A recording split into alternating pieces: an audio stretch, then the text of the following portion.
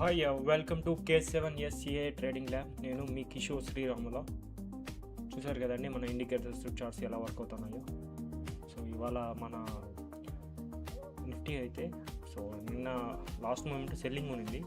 So అక్కడి నుంచి కొద్దిగా అప్లో ఓపెన్ అయ్యి సో అక్కడి నుంచి ఒక మంచి బయింగ్ అయితే చూసాము. అదే మన ఇండికేటర్స్లో మెన్షన్ చేసింది. సో అండ్ మన ఇండికేటర్స్ ఒక స్ట్రెంత్ అయితే చూపించింది. సో అదే మనం మార్కెట్లో చూసాము.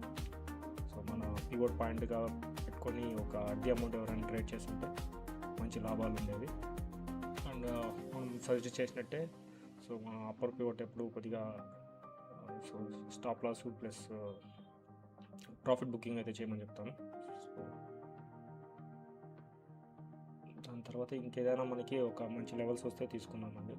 సో ప్రస్తుతానికైతే మన ఇండికేటర్స్లో బేరిష్నెస్ అయితే రాలేదు. సో